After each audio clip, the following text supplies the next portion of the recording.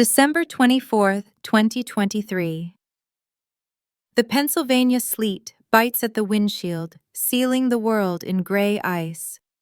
My name is Rosemary Foster, and I am sitting in the driveway of a house that hasn't felt like home in a decade. Against my ribs, hidden inside a cheap wool coat, burns a check for $100,000, a weapon disguised as a gift. Inside, they are waiting for the poor, invisible daughter to come scrub their dishes. They do not know that the woman walking up the path holds the deed to their lives in her hand. Tonight, the silence ends. Like, share, comment, and subscribe to our channel. We always appreciate the time you spent here with us. The wipers slapped against the windshield, fighting a losing battle against the Pennsylvania sleet. It was the kind of gray afternoon that felt like evening by 3 o'clock.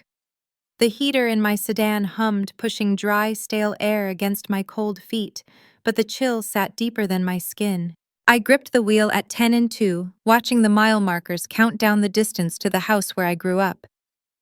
On the passenger seat lay a garment bag, folded once black and nondescript. Beside it sat a small cardboard box and a white bank envelope. To anyone passing me on the highway, it looked like dry cleaning and mail. To me, it looked like a loaded weapon.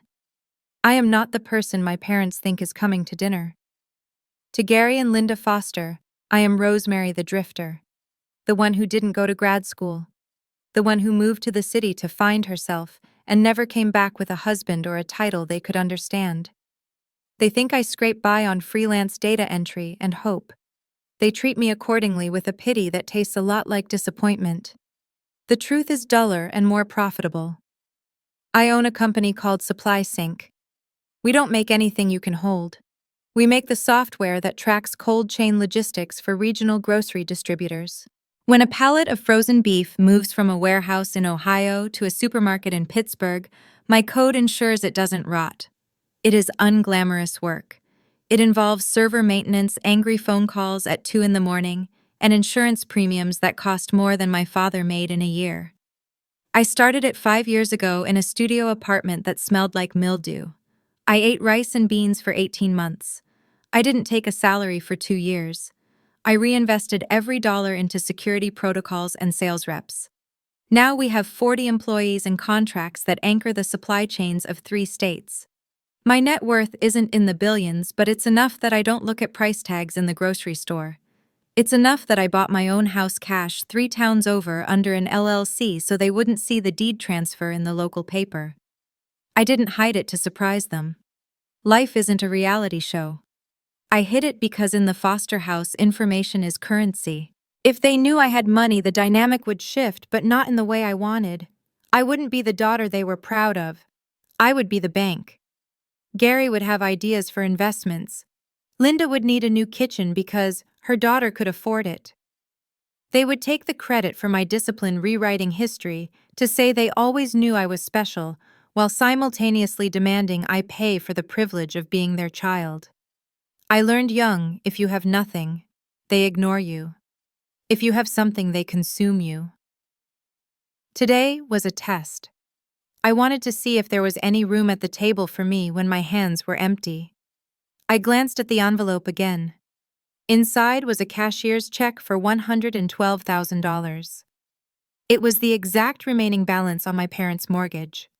I had called their bank 3 days ago, posing as my mother, to get the payoff quote. In the box were documents opening a trust for their medical expenses, funded with enough to cover a decade of premiums. And there was something for Kelsey. Kelsey is my sister. 2 years older, blonde, polished, the kind of person who knows exactly how to stand in a wedding photo. She was the golden child. She did the internships. She climbed the corporate ladder. She married a man who wears boat shoes. She is the success story. 2 months ago, Kelsey landed a senior management role at Hammond Logistics. It came with a corner office and a signing bonus she hasn't stopped posting about on social media. She thinks she got it because her resume was impeccable. She doesn't know that Hammond Logistics was 3 weeks away from bankruptcy before my company signed a vendor partnership that injected enough capital to save their quarter. When their VP asked me if I knew any reliable operations managers, I slid Kelsey's resume across the table. "She's capable," I had said. "She just needs a lane." I didn't hire her. I didn't tell them to hire her. I just opened the door. She still had to walk through an interview and do the work. She's good at her job, but she isn't the self-made prodigy she thinks she is, and she definitely isn't the savior of the family line. The exit ramp approached. I signaled right. The tires crunched over the slurry of ice and salt. The anxiety in my chest tightened a familiar knot I'd carried since I was 12. I wasn't going there to brag. I was going there to deliver a verdict. If they treated me with basic decency, if they asked me one question about my life without a sneer, if they let me sit down without handing me a dish rag, I would give them the envelope. I would pay off the house. I would secure their retirement. I would tell them the truth and let us start over as equals. But if they did what they always did, if they treated me like the help, if they mocked the small life they thought I lived, then the envelope stayed in my purse. I turned onto Elm Street. The houses here were old, sturdy brick boxes built for steelworkers 50 years ago. My parents' house was the third on the left. The driveway was already full. Kelsey's white SUV was parked at the top, blocking the garage. Of course. I parked on the street, half in a snowbank. I killed the engine. The silence rushed in, heavy and cold. I looked at my reflection in the rearview mirror. No makeup, a simple gray sweater, jeans, boots that had seen better days. I looked like Rosemary the struggler, Rosemary the extra. I reached over and touched the bank envelope one last time, feeling the stiff paper through the cotton blend. The check inside was heavy. It was freedom. It was power. I took a breath, watching it fog the glass. I grabbed the garment bag and the box, leaving the envelope tucked safely in my inside pocket against my ribs. I opened the door and stepped out into the cold. The wind bit at my face, sharp and familiar. I walked up the driveway past the oil stain where my father's truck used to leak past the bushes my mother never pruned. I reached the front door. I didn't knock. I still had a key, though I knew they probably wished I didn't. I turned the lock, the tumblers clicking like bones snapping, and pushed the door open. The smell hit me first: pine needles, roasting turkey, and the damp, dusty scent of old carpet. It was the smell of Christmas, but for me it smelled like obligation. "Hello," I called out. My voice sounded thin in the hallway. Movement in the kitchen. My mother appeared, wiping her hands on a towel. She looked the same. Tighter around the eyes maybe, but the same frantic energy. She wore a red sweater with a snowman on it. "You're here," she said, not a greeting, a statement of fact. "Hi, Mom." She came forward and gave me a hug that didn't touch. Her arms went around my shoulders, her chest stayed a foot away. She patted my back twice, pat pat, and pulled away. Her eyes immediately scanned me, starting at my boots and ending at my hair.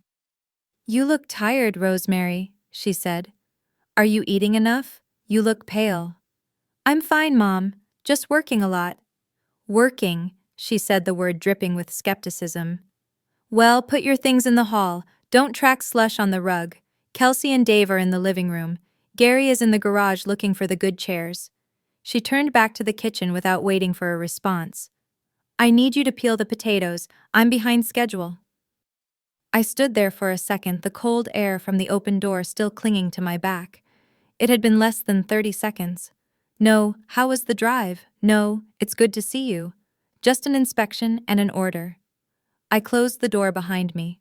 I hung my coat on the rack underneath Kelsey's beige cashmere wool trench. I placed the garment bag on the floor in the corner hidden behind the umbrella stand. I checked my pocket to make sure the envelope was still there. I walked into the kitchen. The heat was stifling. Every burner on the stove was lit. Mom was wrestling with a turkey in the oven. "There's an apron in the drawer," she said without looking up. "The peeler is in the sink." I put on the apron. It was an old one, stained with cranberry sauce from 3 Christmases ago. I picked up a potato. It was cold and hard in my hand. I began to peel the skin, curling away in long, dirty strips. "Is Kelsey helping?" I asked, keeping my voice neutral. Mom snorted. Kelsey is unwinding. She's had a massive quarter at her new job. Very high stress. She needs to relax. I have a job too, Mom. She glanced at me, a quick, dismissive flick of the eyes. I know, honey. Data processing, right? Or is it websites now? It's software, I said. Logistics. Right, computers. She dismissed it entirely. To her, my work was imaginary. Kelsey's work, which involved offices and suits and titles, was real. Well, chop those quickly. We're eating in an hour. I peeled the potatoes. I chopped them. I put them in the pot. I washed the cutting board. I was 10 minutes into my visit and I was already the staff. I dried my hands and walked into the living room. The TV was on, playing a football game at low volume. Kelsey was on the sofa holding a glass of white wine. Her husband Dave was scrolling on his phone. Kelsey looked good.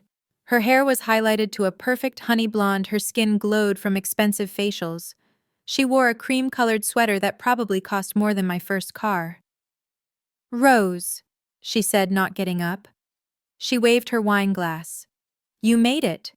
We were betting on whether your car would survive the pass. It made it fine, I said. Good. God, you look cozy. She gestured to my sweater. Very rustic. It's comfortable, I said. I bet. She took a sip of wine. You know, I could probably get you a discount code for some of the brands we partner with. Get you some updated basics. I'm okay, Kels. Thanks. Just offering. It's tough out there. She sighed, a long, dramatic exhale of someone who wants you to ask them why they are tired. I am exhausted. The merger has been insane. My team is running on fumes. The merger with Vanning? I asked. She blinked, surprised. Yeah, how did you know? I read the news. Oh, yeah, it's huge. I'm basically managing the transition for the entire Northeast fulfillment sector. It's a lot of responsibility, but, she smiled, a shark-like baring of teeth, the bonus structure is incredible.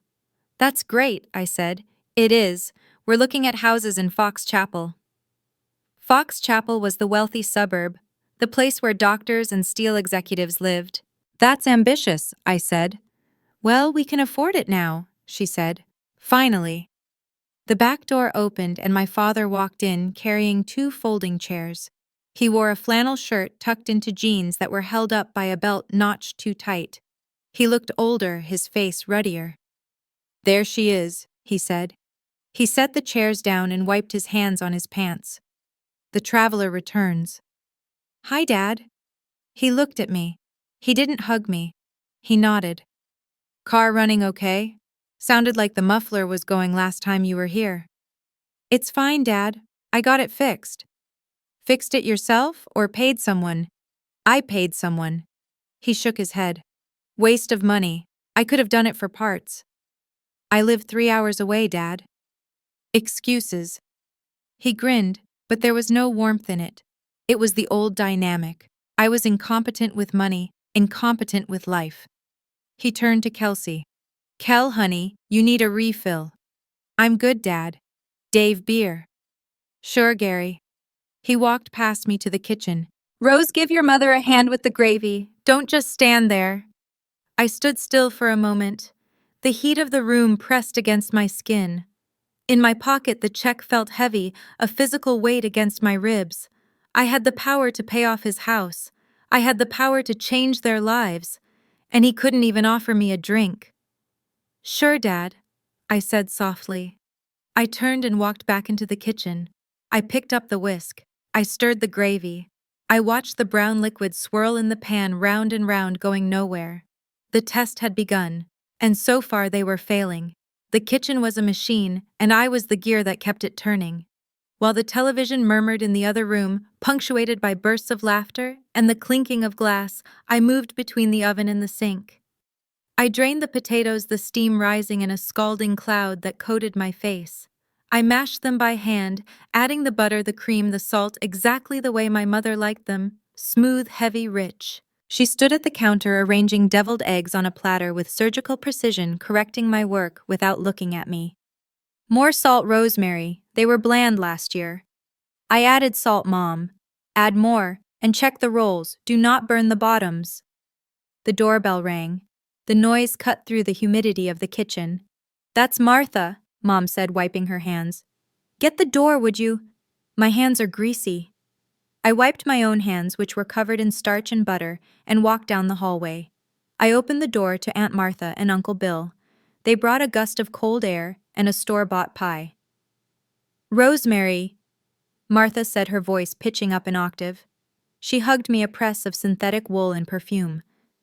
We didn't know if you were making it this year. Your mother said you were between things. I'm here, Aunt Martha. Good to see you. You look healthy, she said, the universal code for you've gained weight or you look unkempt. Still doing the, what is it? The computer typing. Software, I said. Come on in. They moved past me into the warmth of the living room, drawn to the center of gravity where Kelsey and Dave held court. I took their coats. I hung them up. I went back to the kitchen. For the next hour, I was invisible until something was needed. I carried the tray of eggs. I refilled the ice bucket. I brought out the salad bowls. The conversation in the living room flowed over me, a river of updates and humble brags that I wasn't invited to swim in. We're thinking of Cabo for the spring, Dave was saying. Kelsey needs the sun after this quarter. You deserve it, honey, Mom said, beaming. You work so hard. It's not just the work, Kelsey said, her voice carrying that practiced modesty she'd perfected. It's the team. I'm managing 12 people now. It's a lot of personalities to juggle. Must be nice to have a real team, Uncle Bill said. He turned to me as I set a bowl of olives on the coffee table. Rosemary, you're still solo, right? Freelance. I run a company, Uncle Bill. Right, your own boss, flexible hours. Must be nice to wake up whenever you want. He winked at Dad. No punch card for Rose. I work pretty long hours, actually. Sure, but it's different. No pressure from the top. I didn't argue. There was no point explaining that the pressure from the top was me, or that 40 families depended on my ability to make payroll every 2 weeks. I just nodded and went back to the kitchen to baste the turkey. The air in the house grew heavier as the afternoon wore on. It wasn't just the heat of the oven, it was the weight of expectation. They were building a monument to Kelsey brick by brick, and using my failure as the mortar. Dinner was announced.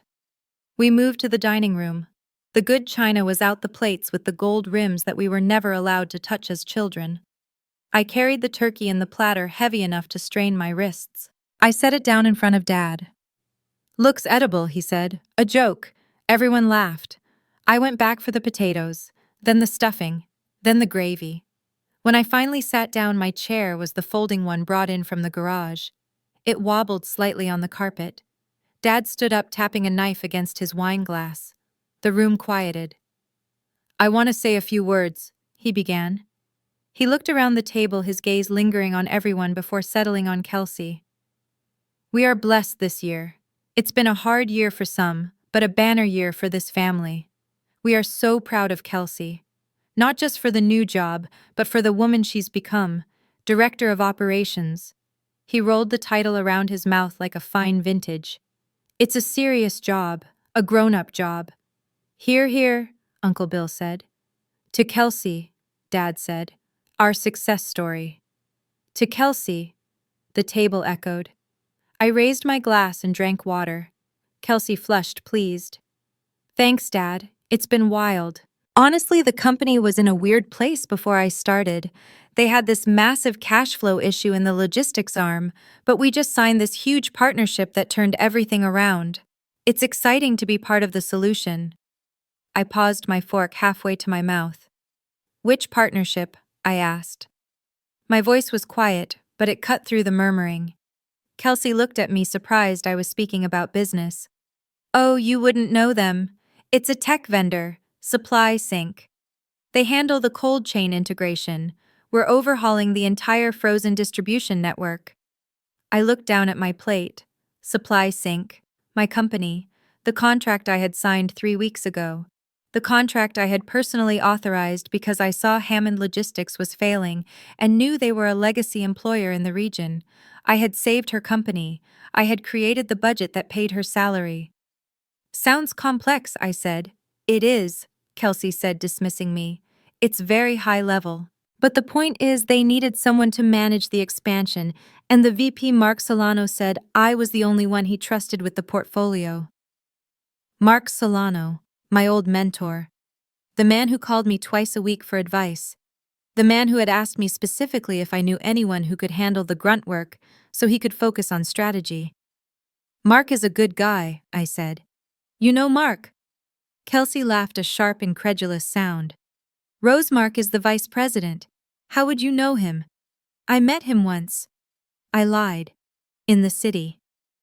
Well, he's a genius, she said. And he sees potential, that's what matters. The conversation moved on, but the dynamic had shifted for me. I wasn't just the observer anymore. I was the architect of the very stage they were standing on.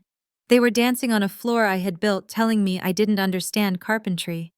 After the main course, I started clearing the plates. No one offered to help. It was assumed. Rosemary clears. Kelsey talks. I was scraping turkey bones into the trash when Kelsey wandered into the kitchen. She leaned against the counter holding her wine glass by the stem. She watched me scrub a pot. Great dinner, she said. Mom cooked it. I just heated it up. You know what I mean, she sighed. Look, Rose, I know it's tough, hearing everyone go on about the job. I stopped scrubbing. I looked at her. What do you mean? I know you're struggling. Mom told me about the apartment, that you're in a studio. I wasn't in a studio. I owned a 4-bedroom colonial on 2 acres. But I hadn't corrected Mom when she assumed. I'm fine, Kelsey. I know. You're a free spirit. But at least I'm not scraping by anymore. It feels good to be safe. You should try it sometime. Maybe apply for something steady. I could put in a word with HR. It wouldn't be management, obviously, but admin work pays okay. The condescension was so thick I could taste it. It wasn't malicious exactly. It was worse. It was pity. Kelsey, I said, drying my hands on a towel. Did you ever wonder why they hired you so fast? The posting was only up for 2 days. She stiffened. They hired me because I'm qualified. I know you're qualified, but Hammond was on a hiring freeze until November 1st. You were hired October 15th. She frowned. How do you know that? I read the trade journals. I said another half-truth. It just seemed lucky. It wasn't luck, she snapped. It was talent. Some of us work for what we get, Rose. We don't just wait for things to happen. She turned and marched back into the dining room, her heels clicking on the linoleum. She didn't want to look at the luck. She needed the narrative. She needed to be the winner so I could be the loser. It was the only way the math of our family worked. I took a breath. I checked my pocket. The envelope was still there. I walked back into the dining room. Coffee was being served. Dad was leaning back in his chair, picking his teeth. Rose, he said as I sat down. We need to talk about something. Here it comes. What is it, Dad? Your mother and I have some bills coming up. The furnace is acting up again, and the deductible on your mother's hip surgery is higher than we thought. I'm sorry to hear that, I said. We need everyone to pitch in, he said. He didn't look at Kelsey. He looked at me. Kelsey is saving for a house, so she's tight. But since you're just, on your own with no overhead, we thought you could contribute. How much? I asked. 500, he said. For now. He said it like a challenge, like he knew I didn't have it. He was setting me up to fail so he could enjoy forgiving me. He wanted me to say I can't so he could sigh and say, it's okay, we didn't expect much anyway. He was asking me for $500 when I had a check for $112,000 in my pocket. He was asking the failure to subsidize the parents so the success didn't have to dip into her down payment fund. The unfairness of it burned in my throat like bile. It wasn't about the money. I could write a check for $500 without blinking. It was the assumption that I was lesser, that my money, if I had any, was theirs to claim, while Kelsey's was hers to keep. I looked at Mom. She was studying the tablecloth, refusing to meet my eyes. She knew it was wrong. She went along with it anyway. I looked at Kelsey. She was swirling her wine, looking bored. She didn't offer to split it. I looked at Dad. He was waiting for my shame. "We can talk about it," I said softly. "We're talking about it now," he said, his voice hardening. "It's responsibility, Rose. Time to step up." "I agree," I said. I picked up my coffee cup. My hand was steady.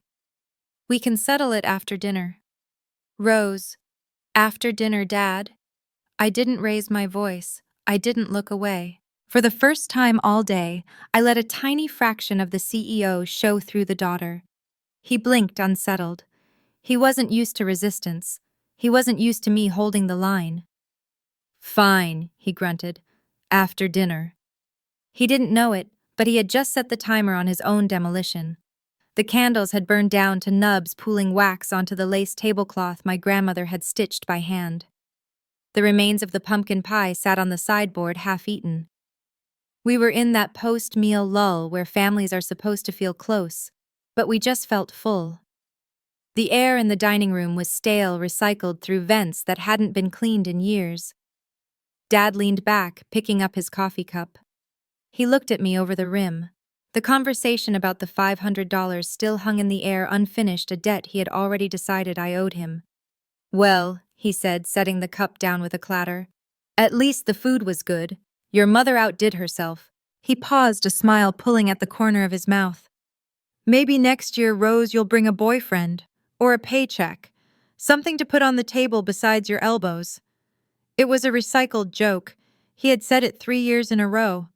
Uncle Bill chuckled, a dry, rattling sound. Kelsey smiled into her napkin eyes, downcast, performing the role of the dutiful daughter who doesn't laugh at her sister's expense, but doesn't stop it either. I looked at my plate. I looked at the fork resting on the edge. I picked it up and set it down on the table. The metal clicked against the wood. It was a small sound, but in the sudden quiet it sounded like a hammer striking a pin. I pushed my chair back. The legs scraped against the floor. I didn't stand up. I just sat there looking at him. "I didn't come here to be your help, Dad," I said. The room went still.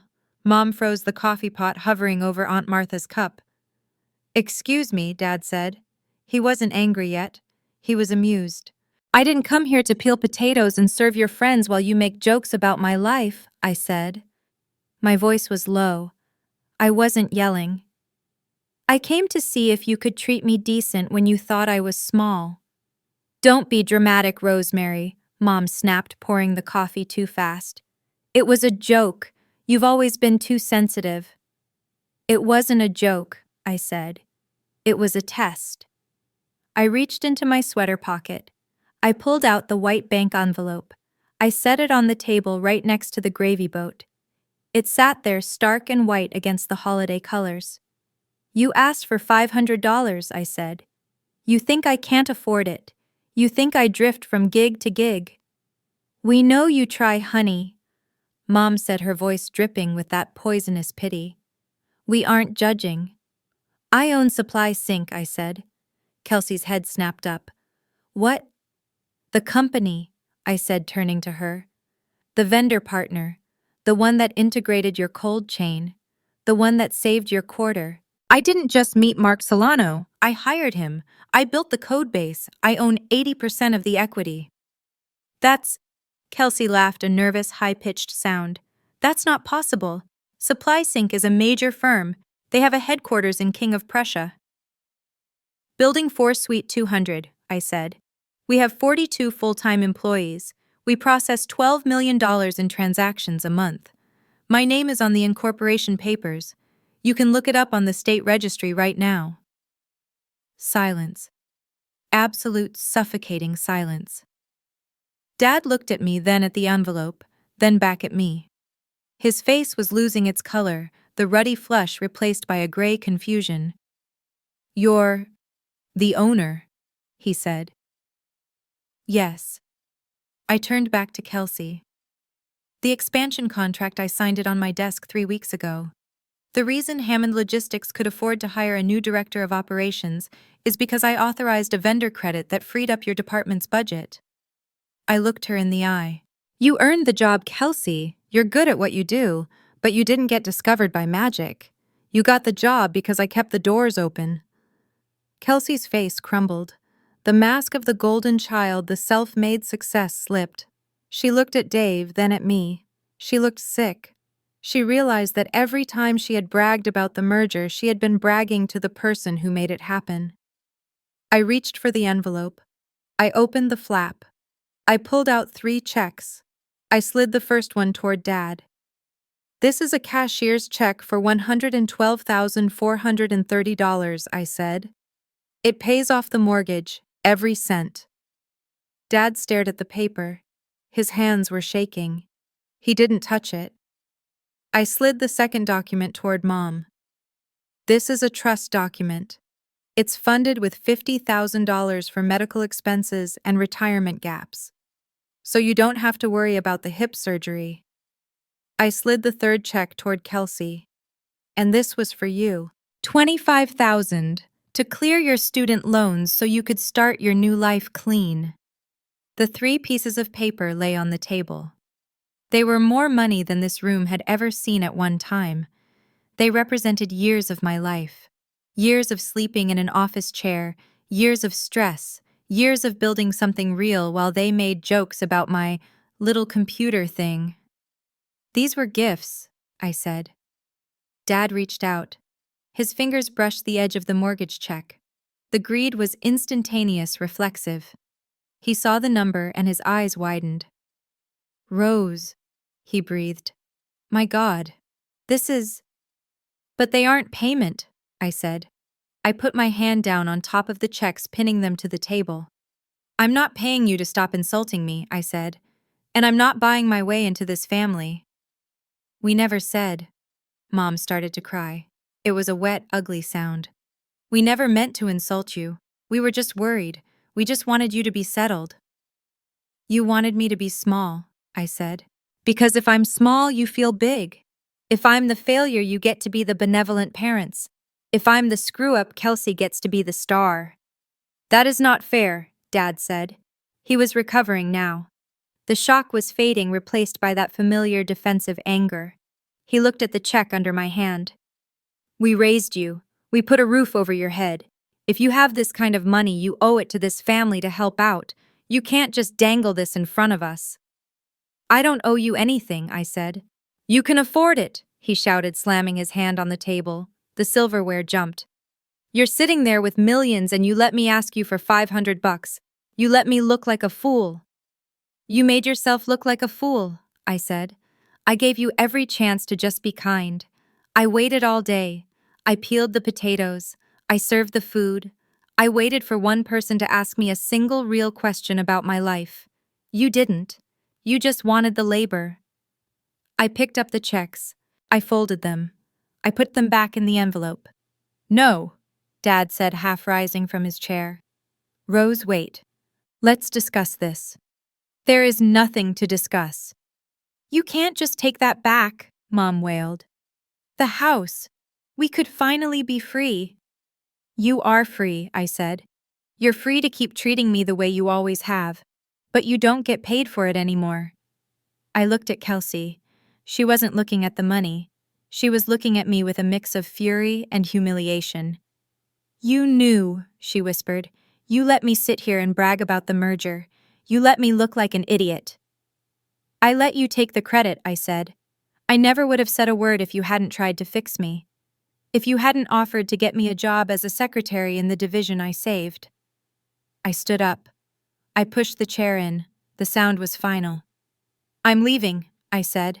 Sit down, Dad barked. It was his command voice. The voice that used to make me freeze when I was 10. I looked at him. He was just a man in a flannel shirt, afraid of getting old and being poor. He had no power over me. He never really did. No, I said. I'm done being the easiest person in this room to step on. I turned and walked out of the dining room. I walked down the hall. I could hear them behind me, Mom crying, Dad swearing, the confused murmurs of Aunt Martha and Uncle Bill. I put on my coat. I picked up my bag. I opened the front door. The cold air rushed in clean and sharp. It smelled of snow and exhaust, not turkey and old guilt. I stepped out onto the porch and pulled the door shut behind me. I didn't slam it. I just closed it. I walked to my car. My hands were steady. I got in, started the engine, and backed out of the snowbank. As I drove away, I saw the silhouette of my father in the living room window watching me go. He looked small. I didn't feel happy.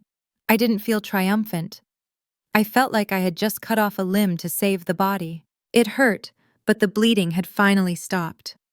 My phone started buzzing before I hit the highway on-ramp. It vibrated against the hard plastic of the center console, a frantic insect-like sound that wouldn't stop. I glanced at the screen. Mom. Then Mom again. Then Dad. I didn't answer. I let it ring until the voicemail picked up, then let it ring again. I checked into a chain hotel 10 miles north of town. It was the kind of place business travelers used, clean, beige, and anonymous. I threw my bag on the bed and sat down in the single armchair by the window. I didn't turn on the lights. I watched the headlights of cars moving along the interstate, red and white streaks in the darkness. The adrenaline began to drain out of me, leaving behind a heavy, aching exhaustion. I hadn't eaten since breakfast. My hands, which had been steady in the dining room, developed a fine tremor. It wasn't triumph. In the movies, the hero walks away in slow motion while the building explodes, looking cool. In real life, blowing up your family just feels like grief. I looked at my phone. 3 voicemails from Mom. I played one. She was crying, her voice thick and distorted. Rosemary, how could you? We were just having a meal. You can't just leave like that. You need to come back and apologize to your father. He's very upset. Apologize. Even now, after everything, the script hadn't changed. Then a text from Dad. It was 2 sentences. You made your point. We can discuss the mortgage transfer tomorrow morning if you want to handle it directly with the bank. It was a masterclass in compartmentalization. He had stripped away the emotion, the insult, and the confrontation and reduced it to a transaction. He still thought he was getting the money. He thought I was just negotiating terms. He thought my dignity had a price and we were just haggling over the amount. I put the phone face down on the nightstand. I took the envelope out of my pocket. The checks were still inside, crisp and valid. I looked at them for a long time. Then I went to the bathroom, washed my face with the hotel's harsh soap, and went to bed. I didn't sleep. I just lay there and practiced breathing, reminding myself that resilience isn't a victory lap. It's just the ability to wake up the next morning and choose the life that doesn't require you to shrink. The next morning, the sky was a bruised purple. I packed my bag. I was ready to drive back to the city, to my quiet house and my loud servers, when a text came through from Kelsey. Starbucks on 4th, 9 a.m. Please. I hesitated. I could just leave. I could cut the cord completely. But Kelsey was different. Kelsey was an accomplice, not the architect. I pulled into the parking lot at 8:55. Kelsey was already there, sitting in her SUV with the engine running. She saw me turn the car off and got out. She wasn't wearing her usual armor. Her hair was pulled back in a messy bun, and she wore a college hoodie and leggings. She looked younger. She looked tired. We didn't go inside. We stood by the hood of my car, our breath pluming in the freezing air. Mom hasn't stopped crying, Kelsey said. No hello. She'll stop eventually, I said. She likes the drama. Dad is pacing. He keeps checking his banking app like the money is going to magically appear. She looked at me, her eyes red-rimmed. You really humiliated them, Rose. You gutted them. I told the truth, I said. It only hurt because their version of reality was a lie. You could have done it differently. You didn't have to wait until dinner. You didn't have to do it in front of Aunt Martha. If I had done it privately, Dad would have taken the check, patted me on the head, and told me to go wash the dishes, I said. You know that. Kelsey looked away, staring at the salt-stained asphalt. She crossed her arms tight over her chest. And what about me? Was that part of the plan, making me look like a fraud in front of my husband? I didn't make you look like a fraud, Kelsey. I protected your ego for weeks. I let you tell everyone you were the savior of the division. I let you take a victory lap for a race I paid for. I do the work, she snapped, flashing that defensive anger. I am good at that job. My metrics are the highest in the region. I know you are, I said calmly. That's why I recommended you. That's why I kept the contract. But yesterday in the kitchen, you looked me in the eye and offered to help me get a secretary job. You stood there and pitied me to make yourself feel better. That's why I spoke up. She went quiet. The wind whipped her hair across her face. She pulled it back impatiently. I wanted you to stop standing on my neck to stay tall, I said. That's all. I don't stand on your neck. You do, we all do. The whole family dynamic is built on it. Rosemary is the mess, so Kelsey can be the success. If I'm actually doing okay, if I'm actually doing better than okay, then who are you? She didn't answer. She knew the answer. If I wasn't the failure, then she was just a person working a job seeking approval from parents who only loved her when she was winning. It's terrifying, I said, my voice softening. To realize their love is conditional. I learned it a long time ago. You're just learning it now. Kelsey kicked at a chunk of ice near my tire. So what happens now? You just leave? Yes. And the money? She asked it quietly, hating that she cared. I reached into my bag. I pulled out the envelope. I took out the check for the mortgage and the trust documents for the parents. This, I said, holding up the parents' portion, is gone. I'm voiding the checks when I get home. You're keeping it? No, I'm donating it. There's a food bank in the city that needs a new delivery van, and there's a scholarship fund for women in tech. That's where this money is going. It's going to people who will actually appreciate the help, not resent the person giving it. Kelsey nodded slowly. She understood that. It was justice. And mine? She asked. She looked me in the eye, defiant but scared. I pulled out the third check. $25,000. Written to Kelsey Foster. This one is different, I said. Because you actually have a chance to be a decent person, Kelsey. You aren't them, not yet. I held the check out to her. But there are conditions, I said. She didn't take it immediately. What conditions? I have to peel potatoes next year. No, you have to stop playing their game. You have to stop lying to yourself about where you stand. You earned your job, but I opened the door. Acknowledge that. Be humble. And the next time mom or dad makes a joke about me or anyone else they think is lesser, you shut it down. You don't laugh into your napkin. You speak up. She looked at the check. It was enough to wipe out her student loans. It was freedom from the monthly payments that kept her stressed. If you take this, I said, it's not a gift from your rich sister. It's a contract. It means you're choosing to be better than them. Kelsey looked at the paper, then at me. Her hand came up slowly. She took the check. She held it tight. I'm not them, she whispered. Prove it, I said. Not to me, to yourself. Dave is going to be pissed about the house, she said, a dry, humorless laugh escaping her. He wanted that inheritance. Dave can earn his own money, I said. Just like I did. She put the check in her pocket. She looked at me. Really looked at me for the first time in years. There was no pity in her eyes anymore. There was respect. And there was a little bit of fear. Are you coming back for Easter? She asked. I don't know, I said. Probably not. Okay, she nodded. I wouldn't either. She stepped back. Drive safe, Rose.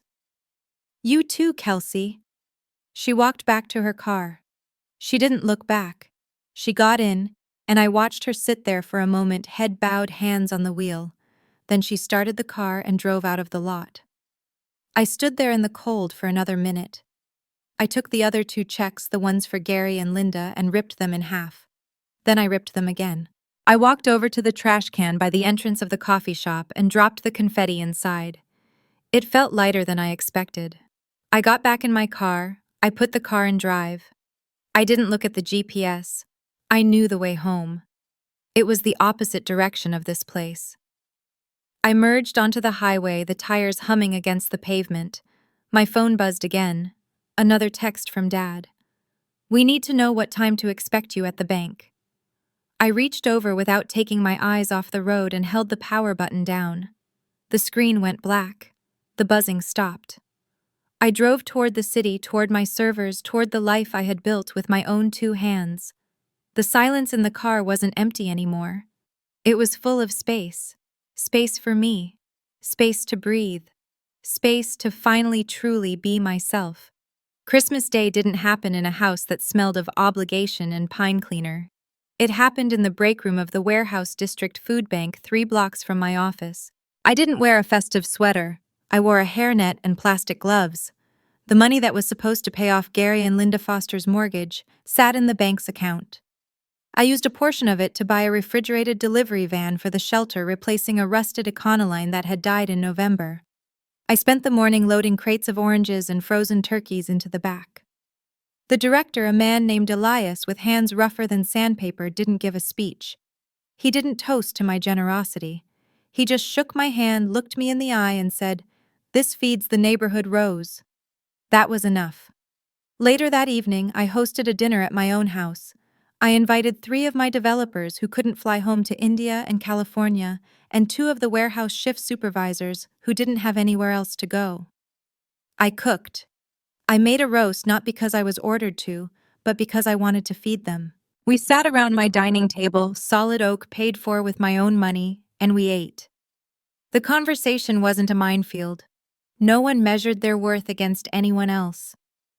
We talked about code, about bad movies, about the snow piling up against the sliding glass doors.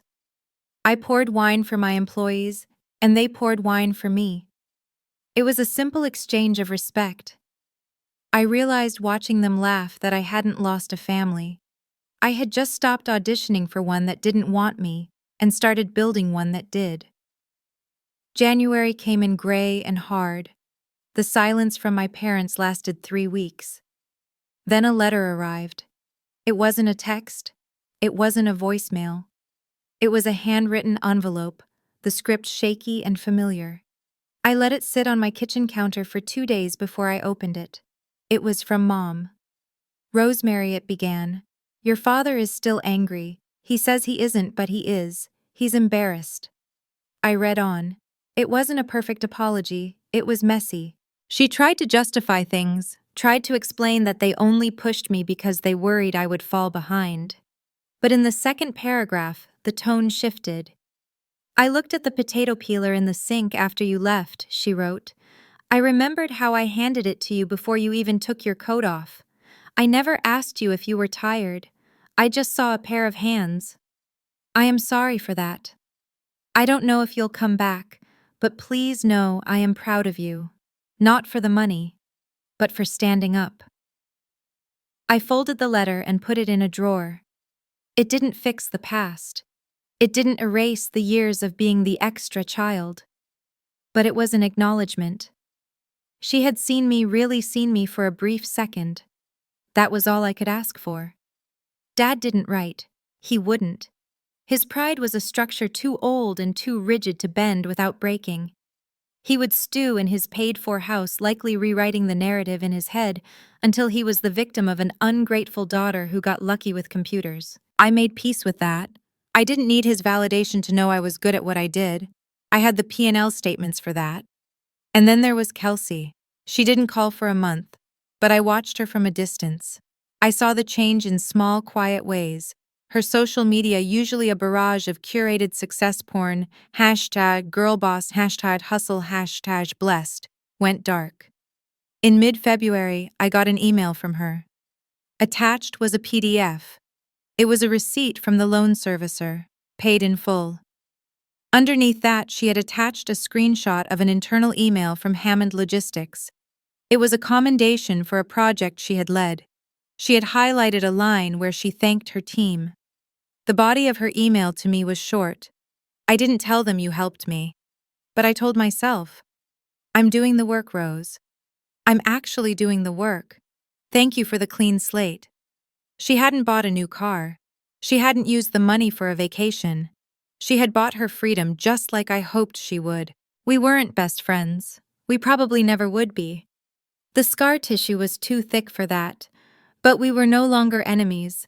We were just two women who had survived the same house trying to figure out how to be adults without the crutch of our parents' approval. Spring arrived late that year. I was driving down the interstate heading to a client meeting in Ohio. The route took me past the exit for my hometown. I saw the green sign approaching, Villons-sur-Sarthe, 1 mile. A habit of the mind. It was actually just the Pennsylvania Turnpike exit for my parents' town, but it felt like a foreign country now. I gripped the steering wheel. My foot hovered over the brake. I could turn off. I could drive down Elm Street. I could knock on the door and see if the letter was real, see if Dad would look me in the eye. But I looked at the dashboard clock. I had a meeting.